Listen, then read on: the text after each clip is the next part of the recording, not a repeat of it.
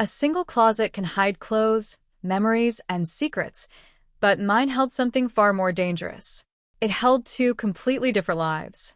Every morning I opened the left door and became the son everyone expected. Every night I opened the right door and met someone I had spent years pretending didn't exist. I thought I was controlling the secret. I thought I could choose which side of the closet stayed closed forever. But one unexpected moment changed everything, and by the end of that week, there was no way back. If you've ever wondered what it really feels like to balance two identities, stay until the end because the final choice I made surprised even me. Growing up, I never hated being a boy. I simply felt strangely connected to beauty in ways I couldn't explain. Dresses in store windows caught my attention longer than sports equipment. Soft fabrics fascinated me. Makeup tutorials felt more interesting than action movies. I buried every feeling because I believed people would never understand. Everything changed after I moved into my own apartment. For the first time, nobody watched what I bought. One afternoon, I walked into a clothing store pretending to buy a gift. Instead, I left with a simple black dress folded inside a plain shopping bag. My hands shook the entire walk home. That night, I opened my bedroom closet and placed the dress on the right side. It looked completely out of place next to my jackets and shirts. Yet somehow it also looked exactly where it belonged. Curiosity became routine. A pair of flats appeared next. Then tights. Then a cardigan. Weeks later, there was a small makeup pouch hiding behind shoeboxes. Every new item felt terrifying at first, but strangely peaceful once it was hanging inside the closet. I created rules for myself. The left side represented the life everyone knew. Work clothes, family clothes, everyday routines. The right side became my private world, where I could quietly explore another version of myself without pressure or judgment. I wasn't trying to fool anyone. I wasn't becoming someone overnight. I was simply asking myself questions I had ignored for years. What colors actually made me smile? Why did wearing softer fabrics make me feel calmer? Why did confidence arrive when I stopped pretending I wasn't curious? The first time I practiced simple makeup, it looked terrible. Foundation didn't match. Eyeliner pointed in different directions. Lipstick ended up everywhere except my lips. I laughed so hard I nearly wiped everything off immediately. But instead of giving up, I watched tutorials, practiced again, and slowly improved. Something unexpected happened. The more I learned about presentation, posture, skincare, and fashion, the more confident I became even outside the closet. I stood straighter at work. I smiled more often. Anxiety slowly disappeared because I was no longer fighting myself every single day. Months passed before anyone noticed changes. "You seem happier lately," my coworker said. I smiled. "Just sleeping better." That wasn't entirely true. I was finally allowing myself to learn instead of hiding from curiosity. One evening, my younger sister came over unexpectedly. I heard the knock and rushed toward the bedroom. In my panic, I forgot the closet door was still open. She walked inside before I reached it. Her eyes moved toward the dresses. Silence filled the room.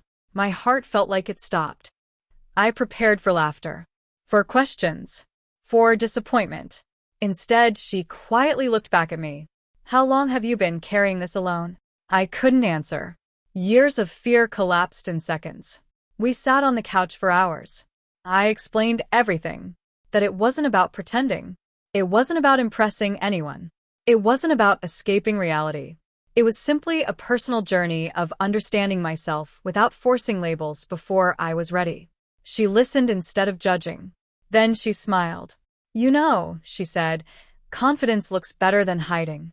Those words stayed with me. Over the next few months, she helped me learn things I had struggled with alone. She explained how different fabrics fit different body shapes. She showed me why neutral makeup usually works better for beginners. She taught me that elegance comes from comfort, not expensive clothes. The biggest lesson wasn't about fashion at all. It was about patience. You don't wake up confident. You practice confidence. You don't instantly understand yourself. You slowly become honest with yourself. Eventually, the closet looked completely different. The left side and the right side no longer felt like enemies. They became reminders that people are often more complex than the roles others assign to them. Some days I chose jeans and a hoodie. Other days, I enjoyed experimenting privately with outfits that made me feel graceful. Neither version erased the other. Both belonged to me. Looking back, the real secret inside that closet wasn't the dresses or the makeup. It was fear. Fear was hanging there long before the clothes ever arrived. The day I stopped feeding that fear was the day both sides of my life finally stopped competing. The closet still stands in my apartment today. When I open its doors, I no longer see two separate lives. I see one person who finally gave themselves permission to grow without shame. And maybe that's the lesson hidden behind every closed door. Sometimes the biggest transformation isn't changing how you look. It's changing how honestly you're willing to live with yourself. The first rule was simple. Never let anyone open the spare closet. As long as that door stayed closed, my two worlds could exist without touching. One side of my life looked completely ordinary. The other held a secret that slowly transformed the way I saw myself. I believed I had years before anyone would discover it. I was wrong. One forgotten key, one unexpected visitor, and one silent moment forced me to choose between hiding forever or finally facing the truth. But what happened after that wasn't what anyone, including me, expected. Stay until the end, because the final decision changed more than just my wardrobe. When I signed the lease on my new apartment, the extra bedroom seemed useless. Friends joked that it would become a storage room. They were partly right. It became storage, but not for old furniture or boxes. It became the only place where I could explore the questions I had hidden since childhood. The room had a large built-in closet. At first it was empty except for a single mirror leaning against the wall. Every time I walked past it, I imagined what it could become. Weeks later, I finally gathered enough courage to visit a clothing store in another town where nobody knew me. I didn't buy anything dramatic. A soft cream sweater, a pleated skirt, simple leggings, and comfortable flats. Nothing flashy. Everything chosen because it looked elegant instead of attention-seeking. Back home, I arranged every item neatly inside the closet. Looking at them hanging there gave me a strange feeling of peace. For the first time, I wasn't imagining another version of myself. I was giving that side of me room to exist. The first evening I tried everything on, nothing looked perfect. The skirt didn't fit quite right. The sweater felt oversized. My posture looked awkward in the mirror. Instead of feeling disappointed, I realized something important. Nobody starts any journey looking experienced. Every confident person was once a beginner. That thought kept me going. Over the following weeks, I learned little by little. I watched tutorials about clothing combinations, color matching, skincare, and posture. I wasn't trying to imitate someone else. I wanted to discover what felt natural for me. One habit changed everything. Instead of rushing, I slowed down. I spent time understanding why certain outfits looked balanced. I learned that confidence wasn't created by expensive clothes. It came from wearing something that matched your personality instead of chasing trends. As my private confidence grew, something unexpected happened in everyday life. Conversations became easier. Eye contact no longer felt uncomfortable. I smiled more naturally. Even coworkers noticed. "You seem different lately." I guess I've been taking better care of myself. That answer wasn't entirely wrong. Confidence often begins with the smallest acts of self-care. Months passed before the first real challenge appeared. My cousin called, unexpectedly. "I'm nearby. Mind if I stop over?" Normally, I would have said yes immediately. Instead, I froze. The spare room wasn't locked. The closet door was slightly open. Without thinking, I raced home from work faster than I ever had before. I barely made it. The room looked normal again. Or so I thought. During the visit, we laughed, ordered food, and watched a movie. Everything felt safe until the power suddenly went out. "It's getting warm," he said. "I'll grab a flashlight." Before I could answer, he walked toward the spare room where I kept emergency supplies. Every second felt longer than the last. He opened the closet. I stood completely still. After a few moments, he returned carrying the flashlight. He said nothing. Absolutely nothing. The silence became louder than any argument could have been. After he left, I couldn't stop thinking about what he had seen. The next morning my phone buzzed. "I hope you know you never have to explain yourself unless you want to." I read the message 3 times. There was no judgment, no jokes, no questions, only respect. For years I had imagined the worst possible reactions. Reality turned out to be much kinder than fear had predicted. That experience changed my perspective forever. I stopped building imaginary disasters inside my head. Instead, I focused on learning.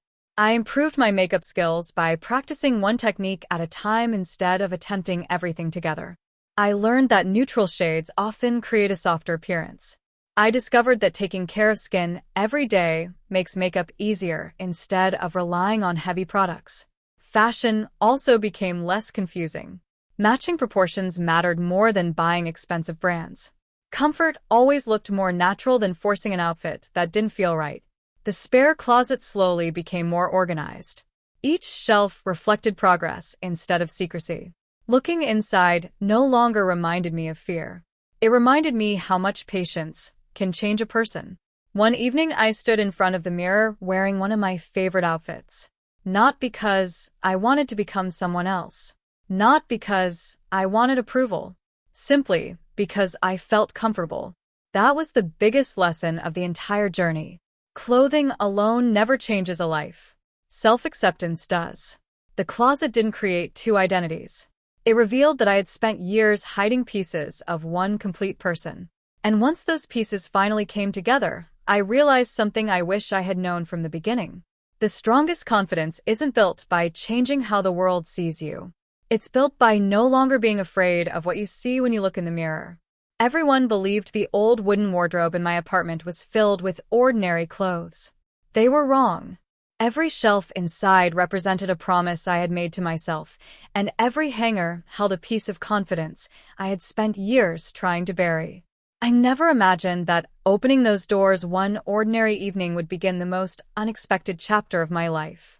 The strange part wasn't what was inside the wardrobe. The strange part was who was waiting outside my bedroom when I finally closed it. What happened next taught me something I wish I had learned years earlier, and if you've ever wondered how confidence is built one small step at a time, this story might surprise you. I used to believe confidence arrived all at once.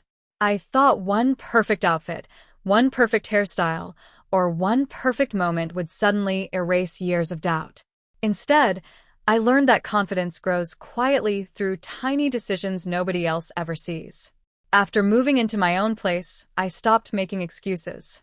I bought a full-length mirror and placed it beside the wardrobe. Not because I wanted to admire myself, but because I wanted to understand how different clothes actually fit. Every evening became a chance to learn something new. The first lesson had nothing to do with dresses. It was posture. I realized clothes looked completely different depending on how I carried myself. Standing naturally with relaxed shoulders instantly made every outfit appear more balanced. It wasn't magic. It was simply confidence beginning to replace nervousness. The next lesson surprised me even more. Colors mattered. Instead of buying everything I liked, I started discovering which shades worked together. Soft neutrals created elegance without demanding attention. Simple combinations often looked far better than complicated styles.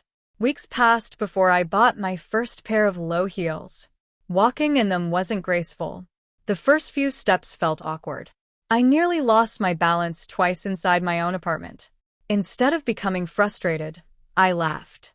Every skill feels uncomfortable before it becomes familiar. So I practiced. 5 minutes each evening. Then 10.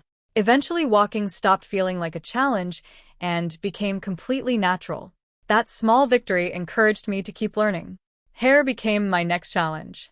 I experimented with different styles using affordable wigs, discovering how face shape changes the way each hairstyle looks. Some looked far too dramatic. Others felt surprisingly natural. I realized that choosing a hairstyle wasn't about copying someone else. It was about finding balance. Then came skincare. For years, I believed expensive products created great results. I couldn't have been more wrong. Consistency mattered far more than price. Cleaning, moisturizing, protecting skin from the sun, and drinking enough water improved my appearance far more than buying expensive cosmetics. The wardrobe slowly transformed. It wasn't overflowing with clothes.